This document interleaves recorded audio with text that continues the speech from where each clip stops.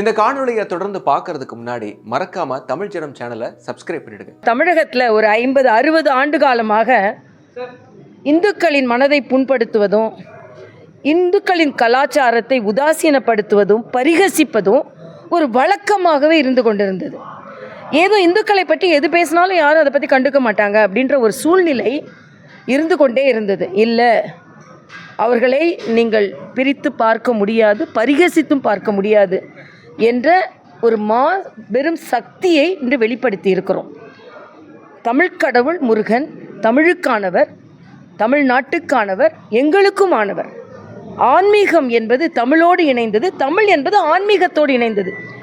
ஒரு 67க்கு பின்பு ஆன்மீகத்துக்கும் தமிழுக்கும் சம்பந்தம் இல்லை, தமிழ்னா நாங்கள் தான். ஆன்மீகத்தை பாம்பன் சாமி மொத்தம் 6666 பாடு தமிழில் பாடி இருக்கிறார். முருகனை பற்றி தமிழ் பாடல்கள் தான் அதிகம்.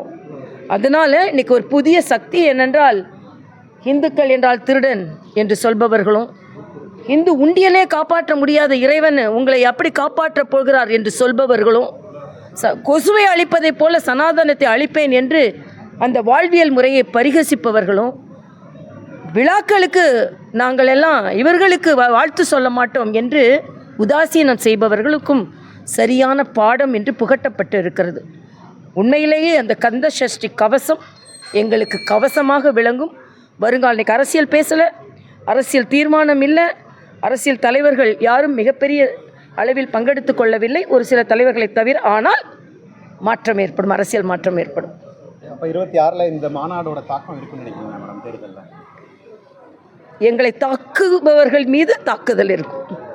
மேலும் இது போன்ற பல்வேறு சுவாரஸ்யமான தகவல்களை தெரிஞ்சுக்கிறதுக்கும் தமிழ் ஜனம் சேனலை மறக்காம சப்ஸ்கிரைப் பண்ணிக்கோங்க.